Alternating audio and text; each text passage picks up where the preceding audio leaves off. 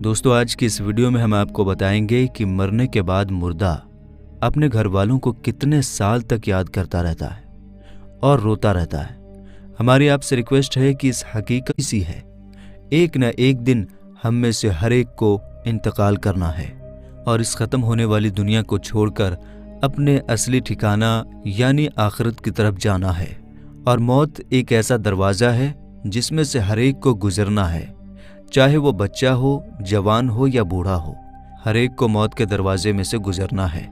जिस तरह के अल्लाह ताला कुरान पाक में इरशाद फरमाता है, कुल्लु नफ्सिन ज़ायक़तुल मौत, कि हर जानदार को मौत का मज़ा चखना है। यानी हर वो चीज़ जिसके अंदर जान है उसको एक न एक दिन मरना है। मेरे दोस्तों, दुनिया और आखिरत के बाद एक और दुनिया है जिसको हम आलम बरज़ख कहते हैं।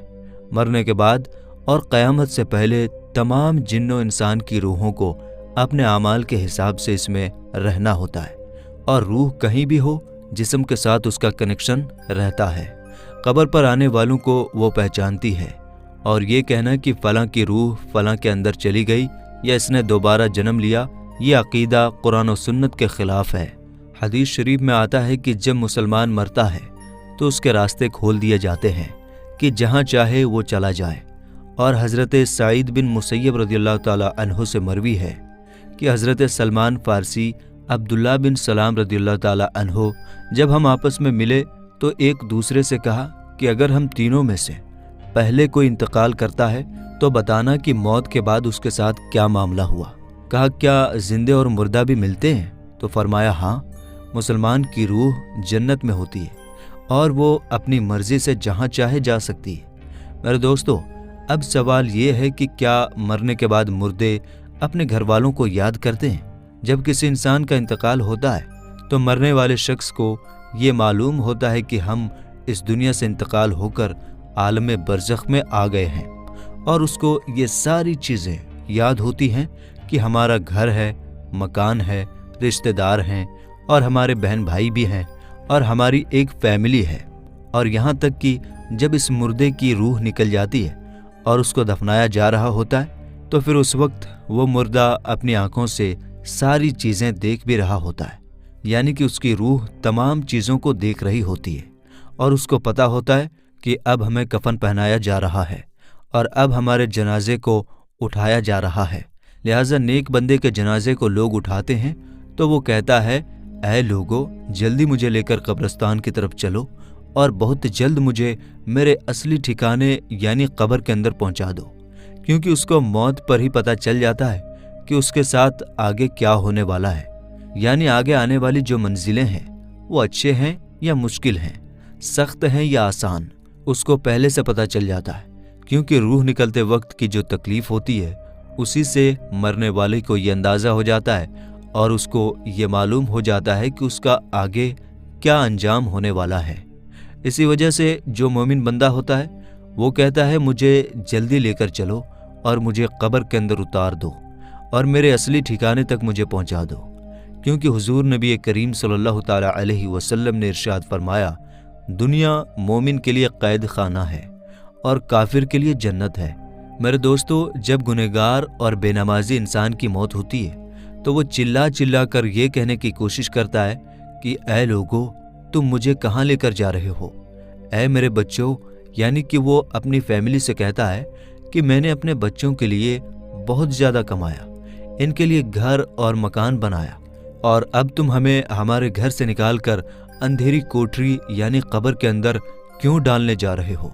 उसे बहुत घबराहट होती है तो वो कहने की कोशिश करता है कि ऐ लोगो, मुझे मत लेकर जाओ। बहरहाल दोस्तों, उसको जब कब्र के अंदर रख दिया जाता है तो उसको ये पता होता है कि अब हम कब्र के अंदर हैं और हमारी फैमिली और हमारे रिश्तेदार उस पिछली दुनिया में हैं जहाँ पर वो पहले रहता था। इसी वजह से रिवायत में आता है कि जब कोई इंसान अपने किसी मुर्दे की कब्र पर जाता है तो वो मुर्दा उस कब्र पर आने वाले को पहचानता भी है कि ये हमारा फलाना शख्स है। अगर बाप कब्र के अंदर है तो वो पहचान लेता है कि हमारी कब्र पर जो आया है वो हमारा बेटा है, हमारा भाई है, हमारा रिश्तेदार है। जिस तरह कि हज़रत अबू हुरैरा रज़ियल्लाहु ताला अन्हु से मरवी है कि नबी करीम सल्लल्लाहु ताला अलैहि वसल्लम ने इरशाद फरमाया कि तुम में से जब कोई शख्स अपने भाई की कब्र पर या फिर उस शख्स की कब्र के पास से गुजरता है जिसको वो दुनिया के अंदर जानता था, और वो उसको सलाम कहता है, तो वो उसका सलाम सुनता भी है और उसके सलाम का जवाब भी देता है, और वो कब्र पर आने वाले को पहचानता भी है। और अगर कब्र पर कोई उसका प्यारा रिश्तेदार जाता है तो कब्र वाले को बहुत ज़्यादा खुशी होती है। लेकिन अगर मुर्दा गुनहगार होता है और अपने गुनाहों की वजह से सजाएं भुगत रहा होता है तो वो कब्र वालों को पहचान कर भी उसकी तरफ कोई ध्यान नहीं देता, क्योंकि कब्र के अंदर उसकी ज़िंदगी बहुत कठिन हो जाती है और वो अजाब से परेशान हो रहा होता है। इसी वजह से उसका कब्र पर आने वालों की तरफ ध्यान नहीं होता।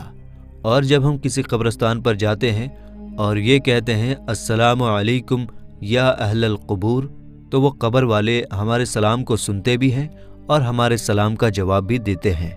और बुखारी शरीफ की हदीस में है कि जब कोई शख्स अपने किसी मरहूम के लिए ईसाले सवाब करता है और जब उस ईसाले सवाब को तोहफ़ा बनाकर उस मुर्दे को पेश किया जाता है तो वो बड़ा खुश होता है, और उस वक्त उसको ऐसी खुशी मिलती है कि उससे पहले उसको ऐसी खुशी कभी भी नहीं मिली होती।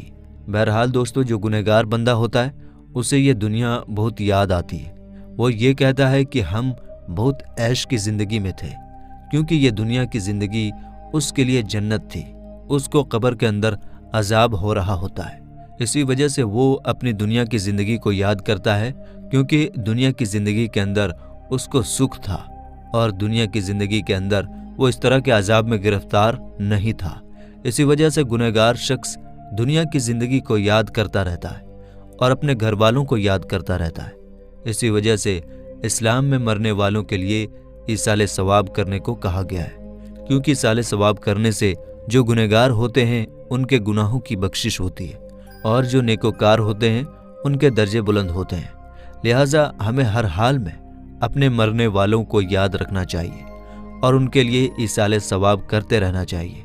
और हमें चाहिए कि जब हम तौबा व इस्तिग़फ़ार करें तो हम सिर्फ अपने लिए ही ना करें, बल्कि अपने तमाम रिश्तेदारों और मोमिनों के लिए भी करें। और मेरे दोस्तों, जो नेक बंदा होता है वो दुनिया की ज़िंदगी को याद नहीं करता, क्योंकि दुनिया की ज़िंदगी उसके लिए कैद खाना थी और उसके लिए कब्र की ज़िंदगी यानी कि आलम बरज़ख की ज़िंदगी जन्नत होती है, क्योंकि उसके लिए कब्र में जन्नत का बिछौना बिछा दिया जाता है और उसको जन्नती कपड़े पहना दिए जाते हैं और उसकी कब्र को जन्नत के बागों में से एक बाग बना दिया जाता है और उसके कब्र में जन्नत की खिड़की खोल दी जाती है, जिससे जन्नत की खुशबुएं कब्र के अंदर उसको महसूस होती हैं। और नेक बंदा बड़ी ही राहतों और सुकून में होता है। इसी वजह से उसको दुनिया की और अपने घर वालों की किसी किस्म की कोई टेंशन और फिक्र और परेशानी नहीं होती, क्योंकि अब वो अपनी उस ज़िंदगी में होता है जिसके अंदर उसको राहत और सुकून होता है और जिसके अंदर उसको हमेशा हमेशा रहना है, और वो उसी में खुश होता है, क्योंकि वहाँ पर उसको किसी किस्म की कोई दुख, परेशानी और तकलीफ़ नहीं होती, बल्कि उसके लिए राहतें ही राहतें होती हैं। और जो गुनहगार बंदा होता है उसको ये दुनिया बहुत याद आती है और वो कब्र के अजाबों से बहुत परेशान होता है। बहरहाल दोस्तों, जो असल चीज़ है वो अमल है। जिस तरह के अल्लामा इकबाल कहते हैं कि अमल से बनती है ज़िंदगी, जन्नत भी और जहन्नुम भी। ये खाकी अपनी फितरत में ना नूरी है ना नारी, अमल पर ये सारी चीज़ें हैं। अगर इंसान के अमाल अच्छे हैं तो मौत से अच्छा कोई मैसेज नहीं, और अगर इंसान के अमाल ख़राब हैं तो मौत से बुरा उसके लिए कोई मैसेज नहीं। इसी वजह से अल्लाह ताला कुरान पाक में यूँ इरशाद फरमाता है, तर्जुमा, तुम अपने रब से गिड़गिड़ा कर और आहिस्ता दोनों तरीक़ों से दुआ किया करो, बेशक वो हद से बढ़ने वालों को पसंद नहीं करता। और नमाज जनाजा के हवाले से हुजूर नबी करीम सल्लल्लाहु ताला अलैहि वसल्लम का इरशाद है, जो किसी मैयत की नमाज जनाजा 40 मोमिन पढ़े हैं तो अल्लाह ताला उस मैयत के लिए उनकी दुआओं को ज़रूर कबूल फरमाता है।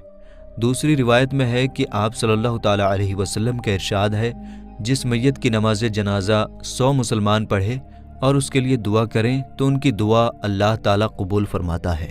और इमाम इब्न क़य्यिम इरशाद फरमाते हैं कि नमाज जनाजा का मकसद मैयत के लिए दुआ करना है, लिहाजा कब्र के पास खड़े होकर मैयत के लिए मगफिरत की दुआ करनी चाहिए।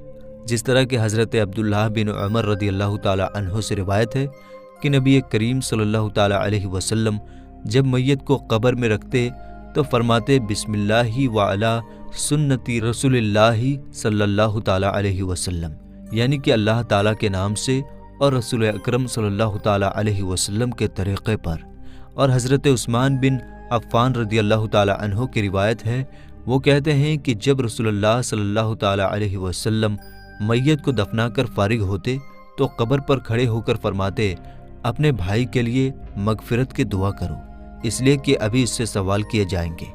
अल्लाह ताला से दुआ